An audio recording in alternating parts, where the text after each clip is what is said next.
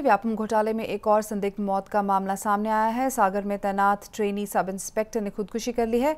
Trainee sub inspector Anamika Kushwaha का शव सागर झील में मिला है। भिंड की रहने वाली अनामिका 2014 में व्यापम के जरिए पुलिस सेवा में भर्ती हुई थी। बता दें कि व्यापम घोटाले में अब तक 40 से ज्यादा मौतें हो चुकी हैं। 3 दिन पहले एमपी में व्यापम घोटाले की जांच करने गए रिपोर्टर अक्षय सिंह की संदिग्ध अवस्था में मौत हो गई थी। उसके 24 घंटे के अंदर ही कल जबलपुर मेडिकल कॉलेज के डीन अरुण शर्मा की दिल्ली के होटल में मौत हो गई थी।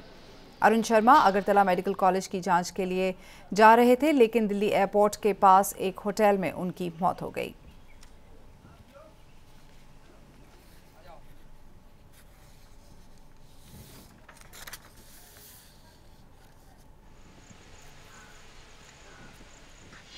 पाँच 4:45 पर जो यहाँ एसके मार्टिन लाइन ऑफिसर हैं, उनको एक प्रशिक्षु ने फ़ोन करके बताया कि एक लड़की तालाब में कूद गई है और उन्होंने तुरंत पहुँच करके वहाँ पर जानकारी लिया।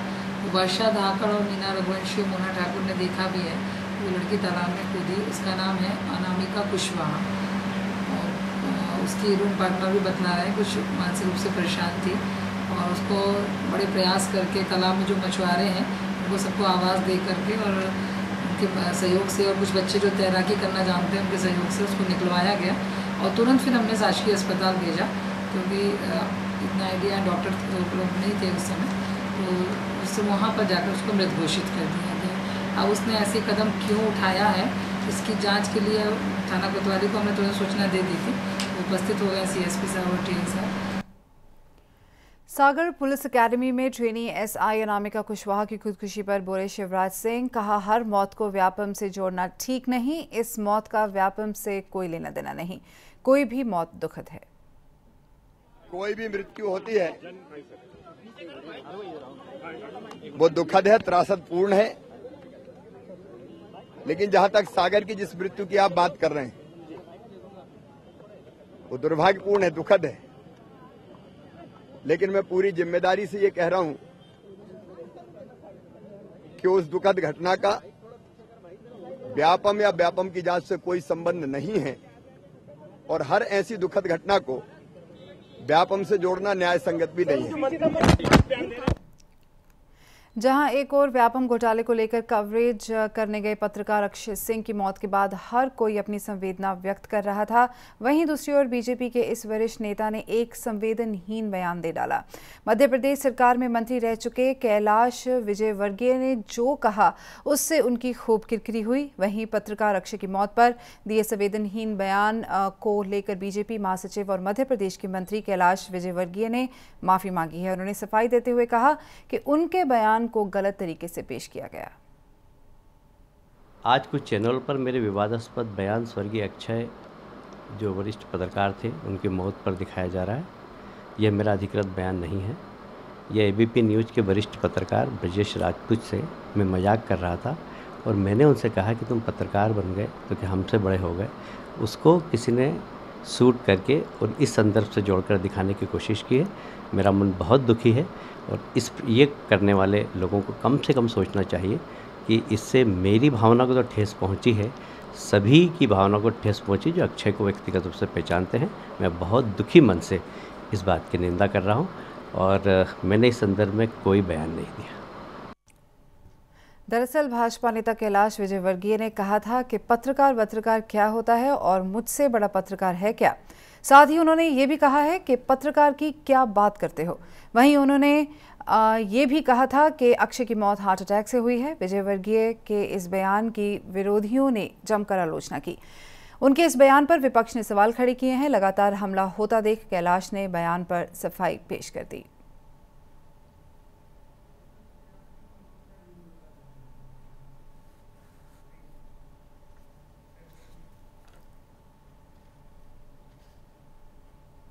चंडीगढ़ के होटल अरोमा के अंदर कपड़ों के आउटलेट से जिन 2 महिलाओं ने 12,000 रुपए का महंगा सूट चोरी किया था, वे खुद सेक्टर 19 के बड़े कपड़ा व्यापारियों की बीवियां हैं। इतना ही नहीं, 12,000 से कहीं महंगे सूट उनके पति की दुकानों में मौजूद हैं।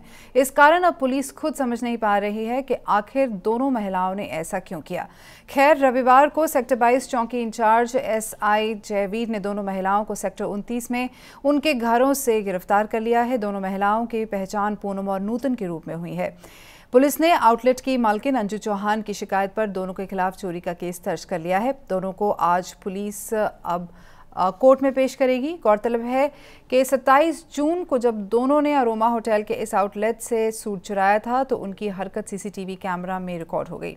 जो सूट उनके आउटलेट से चोरी हुआ था वह सूट दुकान का सबसे महंगा सूट था। इस कारण सूट का गायब होना तुरंत मालकिन की नजरों में आ गया था। इसके बाद चोरी करने वाली महिलाएं पकड़ी नहीं गई। उन्होंने शनिवार को पुलिस को इसकी सूचना दी।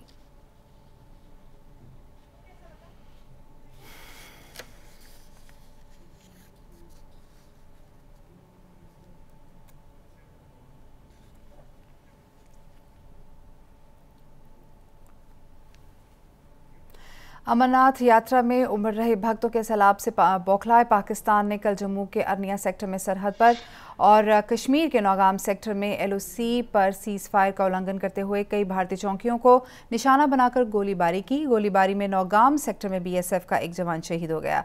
देर रात तक रुक रुक कर गोलीबारी जारी थी। पाकिस्तान पवित्र रमज़ान माह में भी नापाक हरकतों से बाज नहीं आ रहा है। आधिकारिक सूत्रों के अनुसार उत्तर कश्मीर के नौगाम सेक्टर में दोपहर बाद 3:30 बजे BSF की KB पोस्ट पर पाकिस्तान की ओर से गोलीबारी की गई। भारतीय जवानों ने भी जवाब दिया। इस दौरान BSF की 119वीं बटालियन का कांस्टेबल अभिजीत नंदी बुरी तरह जख्मी हो गया। साथ ही जवानों ने उसे तत्काल अस्पताल पहुंचाया, लेकिन उसने रास्ते में ही दम तोड़ दिया। जम्मू जिले के अरनिया सेक्टर में पाकिस्तान ने देर शाम अंतर्राष्ट्रीय सीमा पर BSF की 3 चौकियों को निशाना बनाया।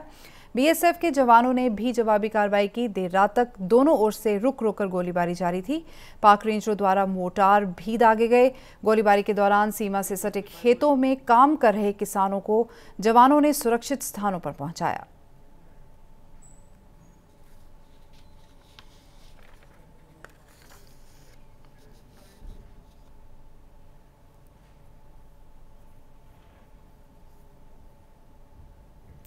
पाकिस्तान की तरफ से की गई गोलीबारी में सेना का एक जवान शहीद हो गया है, जिसकी देश भर में निंदा की जा रही है। 3 जगह सीज फायर वायलेशन किया।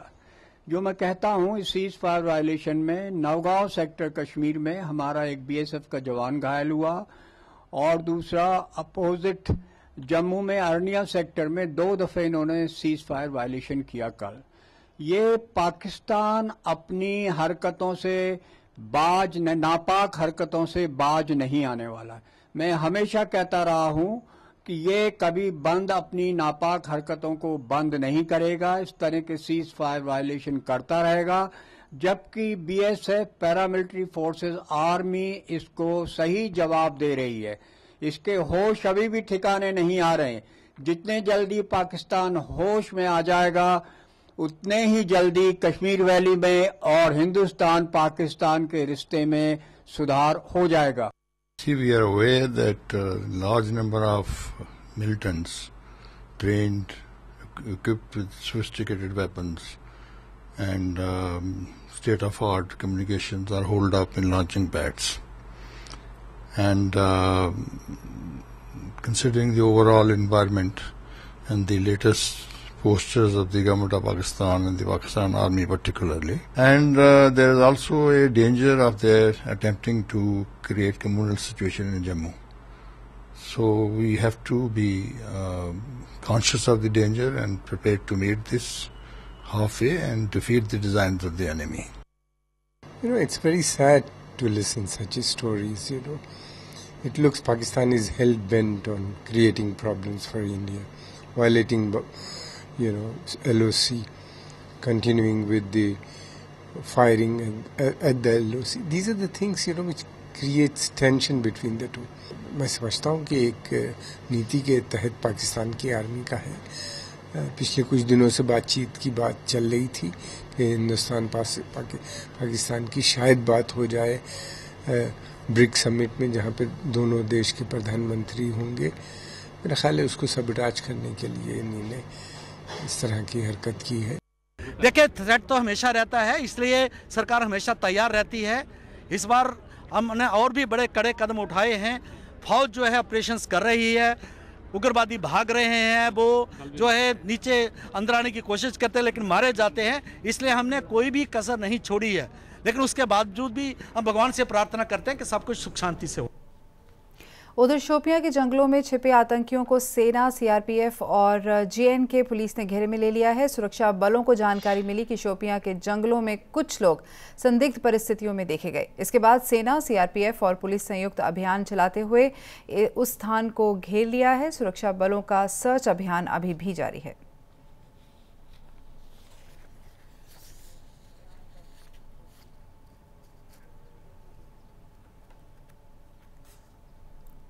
हरियाणा की भाजपा सरकार अब गेस्ट टीचरों को राहत देने की जगह पर उन पर भय फैलाने के आरोप मढ़ने लगी है। ये बात उस समय सामने आई जब कल गेस्ट टीचरों के प्रदर्शन से नाराज भाजपा के प्रदेश प्रवक्ता ने कहा कि गेस्ट टीचरों के प्रदर्शन से उनके परिवार में डर पैदा हो गया है। लेकिन गेस्ट टीचरों का कहना है कि उन्होंने शांतिपूर्ण तरीके से उनके घर के सामने प्रदर्शन किया था, किसी प्रकार का कोई उत्पात नहीं मचाया गया। महेंद्रगढ़ में पिछले 17 दिनों से रोजी रोटी के लिए गेस्ट टीचर्स धरने पर बैठे हैं। ये गेस्ट टीचर्स अपनी मांगों को लेकर भाजपा पार्टी के पदाधिकारी, विधायक और सांसदों के घरों पर लगातार प्रदर्शन कर रहे हैं। इसी कड़ी में फरीदाबाद में बड़खल विधायिका सीमा त्रिखा के घर पर सैकड़ों गेस्ट टीचर्स ने अपनी मांगों को लेकर जमकर प्रदर्शन किया, जिस पर इनेलो से भाजपा में आकर प्रदेश प्रवक्ता बने राजीव जेटली भड़क गए। गेस्ट टीचर्स, पहली बात तो मैं आपको बोलना चाहता हूँ, हमारी बहुत सहानुभूति है उनके साथ। जो पिछली सरकारों के अनियमितताएं थी, उनकी वजहों से आज वो सड़कों पर आए हैं और हमारी सरकार उनका साथ दे रही है। हर तरीके से हर तरीके की रियायत उनको दी जा रही है। हम नहीं चाहते किसी की नौकरी जाए और बहुत सहानुभूति हमारी सरकार उनके प्रति रखती है। हाँ, पुलिस कंट्रोल रूम में घर से फोन किया गया था तो पुलिस आई थी, वहाँ पर पुलिस ने अच्छा सहयोग दिया। प्रदर्शन करने पहुंचे गेस्ट टीचर्स और यूनियन के प्रदेश कार्यकारिणी सदस्य धर्मवीर देशवाल की माने तो उन्होंने राजीव जेटली के घर पर ऐसा कुछ नहीं किया जिसके उन पर आरोप लगाए जा रहे हैं। उन्होंने उनके निवास स्थान पर शांतिपूर्ण तरीके से प्रदर्शन किया। साथ ही चेतावनी देते हुए धर्मवीर ने कहा कि अगर जल्द से जल्द उनकी मांगे नहीं मानी गई तो आने वाले समय में वो इससे बड़ा कदम भी उठाने से नहीं डरेंगे। सर्वप्रथम जो हमारी मांगे हैं 15,993 जो गेस्ट टीचर है हरियाणा सरकार में, जो पिछले 9 साल से संघर्षशील है, सिर्फ एक कलम से जो उस समय रामविलास शर्मा जी प्रदेश अध्यक्ष है बीजेपी के, जो उन्होंने वादा किया था वहाँ पर आके, सिर्फ हमारा ये कि वो अपने वादों को पूरा करें। जो उनका वादा था कि मैनिफेस्टो में भी लिया कि एक कलम से हम सभी अतिथि अध्यापकों को पक्का करेंगे, पक्के के साथ साथ उनको 3 से 4 साल का एरियर भी दिए जाएंगे। प्रदेश सरकार की अगर हमारे प्रदेश सरकार की जिम्मेदारी, अगर हमारे किसी भी साथी की कुछ भी हो जाता है, उसकी सारी की सारी जिम्मेदारी प्रदेश सरकार की होगी। कल तक गेस्ट टीचरों के मुद्दे को कोर्ट का मुद्दा बताकर अपना पल्ला झाड़ने की कोशिश में लगी भाजपा सरकार लगता है कि अब इन गेस्ट टीचरों को शरारती तत्व घोषित करना चाहती है। भाजपा के प्रदेश प्रवक्ता के रुख से तो लगभग ऐसा ही लगता है। फरीदाबाद से रुपेश बांसल के साथ जसलीन कौर, टीआर 9 न्यूज़। पूरे देश में चलाए जा रहे ऑपरेशन मुस्कान के तहत कल फरीदाबाद पुलिस ने सराय क्षेत्र से बाल मजदूरी करते हुए 25 बच्चों को मुक्त कराया है, जिन्हें बीके अस्पताल में मेडिकल करवाने के बाद सीडब्ल्यूसी में पेश किया जाएगा। जो बच्चे अपने परिवार के बारे में बताएंगे उन्हें उनके परिवार से मिलाया जाएगा। इस अभियान के तहत अब तक 5 दिन में फरीदाबाद पुलिस लगभग 51 बाल मजदूरों को मुक्त करा चुकी है, जिनमें से दर्जनों बच्चों को उनके मां बाप से मिलाकर मुस्कान अभियान से परिवारों में खुशी का माहौल है। अब से पहले मुस्कान अभियान और मुस्कान ऑपरेशन के तहत हमने 26 बच्चे रेस्क्यू किए हैं, जिनके माँ बाप के पास पहुँचाया जा रहा है। बच्चों के माँ बाप का जो है एड्रेस निकाल के बच्चों को काउंसलिंग करके बच्चों के माँ बाप के पास भिजवाया जा रहा है। आज इसी के तहत जो है आज हमने 25 बाल मजदूरों को मुक्त करवाया है, जिनकी मेडिकल की प्रोसेस चली हुई है। मेडिकल कराने के बाद सीडब्ल्यूसी फरीदाबाद के सामने हम इनको पेश करेंगे और उसके बाद इनको एनजीओ में रखा जाएगा बच्चों से बच्चों के माँ बाप के बारे में पता करके इनके बच्चों के घर पे भिजवाया जाएगा। कुछ बच्चे अपने माँ बाप का सही पता बता रहे, कुछ नहीं बता रहे हैं। बच्चे थोड़ा सहमे हुए हैं। जैसे जैसे बच्चे अपने माँ बाप का पता बताते रहेंगे, बच्चों को इनके माँ बाप के पास भिजवा। प्रधानमंत्री नरेंद्र मोदी आज रूस समेत 6 देशों के दौरे के लिए रवाना हो गए। इस दौरे में वे रूस के अलावा उज़्बेकिस्तान, कजाकिस्तान, तुर्कमेनिस्तान, किर्गिस्तान और ताजिकिस्तान का दौरा करेंगे। प्रधानमंत्री 10 जुलाई को होने वाले शंघाई सहयोग संगठन के सम्मेलन के अलावा ब्रिक्स की बैठक में भी शामिल होंगे। इसी दौरान भारतीय पीएम की पाकिस्तान के प्रधानमंत्री नवाज शरीफ से मुलाकात हो सकती है। मोदी की यात्रा की शुरुआत आज उज़्बेकिस्तान से होगी, जिसके लिए उनका विमान 11:40 पर रवाना हो गया। वहां से पीएम मोदी 7 जुलाई को कजाकिस्तान जाएंगे, 8 जुलाई को मोदी रूस जाएंगे और उसके बाद 10 जुलाई को तुर्कमेनिस्तान जाएंगे। इसके बाद वे 11 जुलाई को किर्गिस्तान और 12 जुलाई को ताजिकिस्तान जाएंगे। वे पीवी नरसिम्हा राव के 1995 के दौरे के बाद तुर्कमेनिस्तान की यात्रा करने वाले पहले प्रधानमंत्री होंगे।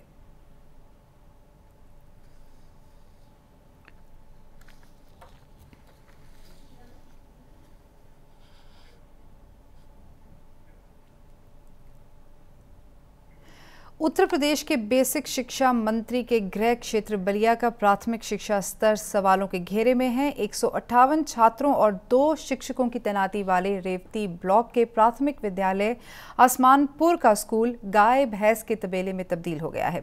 स्कूल के एक कमरे में भैंसों के खाने के लिए भूसा रखा हुआ है, तो दूसरे कमरे में एक परिवार ने 1 साल से अपना आशियाना बनाया हुआ है। इस पूरे मामले में बेसिक शिक्षा मंत्री जांच कर कार्यवाही करने की बात कह रहे हैं।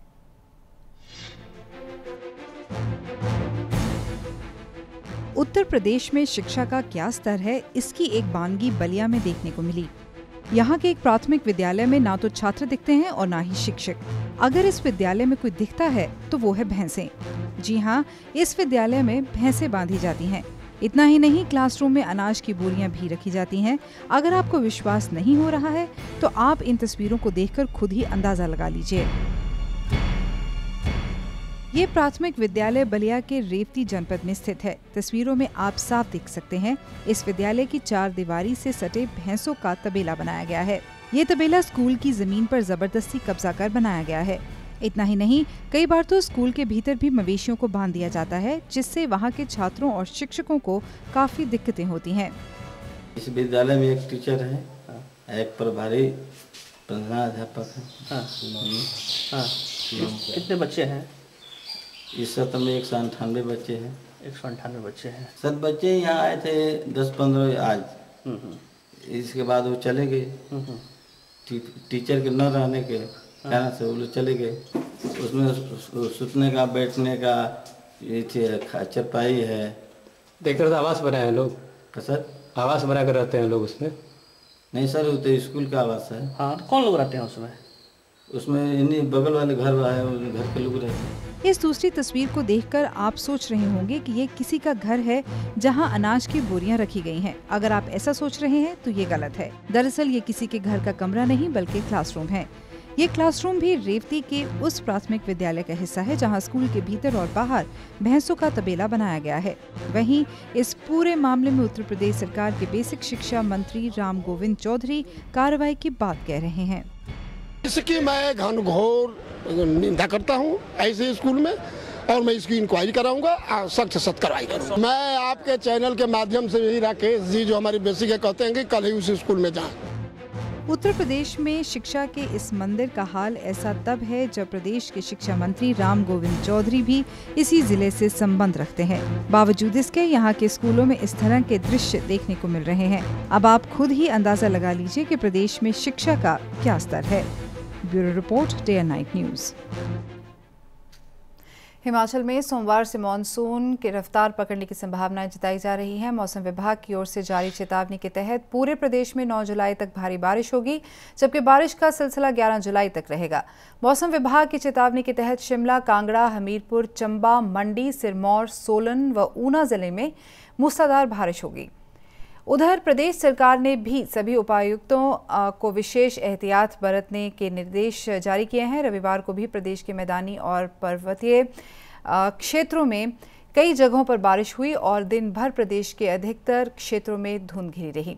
बारिश के चलते प्रदेश के कई जिलों के तापमान में गिरावट आई है। मौसम विज्ञान केंद्र शिमला के निदेशक डॉक्टर मनमोहन सिंह के मुताबिक 6 से 10 जुलाई तक प्रदेश के मैदानी, मध्य और उच्च पर्वतीय क्षेत्रों में भारी बारिश के आसार हैं। 11 जुलाई को भी कुछ क्षेत्रों में बारिश होगी। अभी भी जो पिछले 24 घंटों में हिमाचल प्रदेश के कुछ एक डिस्ट्रिक्ट में बारिश हुई है। जो सबसे ज़्यादा बारिश हुई है वो डिस्ट्रिक्ट मंडी में हुई है। मंडी डिस्ट्रिक्ट में 60 से लेकर 70 जो मिलीमीटर तक बारिश रिकॉर्ड की गई है और आने वाले दिनों में भी जो बारिश है वो जारी रहेगी। कम से कम जो 4-5 दिन लगातार जो बारिश हो सकती है और कुछ एक इलाकों में भारी बारिश होने की भी संभावना रहेगी। हाँ, जो अभी क्योंकि आने वाले दिनों में बारिश जो है वो कंटिन्यू रहेगी और कुछ एक इलाकों में भारी बारिश भी रह सकती है, तो जो पर्यटक हैं, जहाँ आम जनता है, वो जो नदी नाले हैं उसके पास ना जाएं। और बाकी जो वार्निंग है हमारी ये कंटिन्यू है। वार्निंग अगले 5 दिन तक जो है वो कंटिन्यू दी हुई है।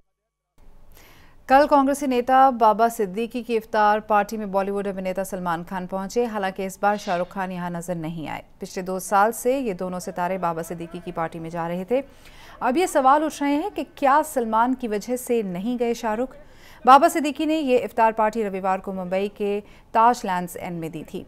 सलमान इस बार संगीता बिजलानी, जैकलीन फर्नांडिस, एली इब्राहिम और डेजी शाह के साथ बैठे, लेकिन सलमान के होते हुए सेल्फी के मामले में बाजी मार ले गए वरुण। इफ्तार पार्टी में बॉलीवुड के कई मशहूर कलाकारों के साथ कई बड़े नेता भी मौजूद थे।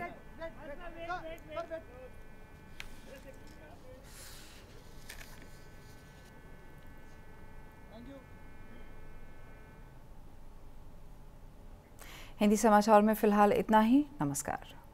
खबरों की दुनिया में आइए, हमारे साथ कहीं भी और कभी भी जुड़िए।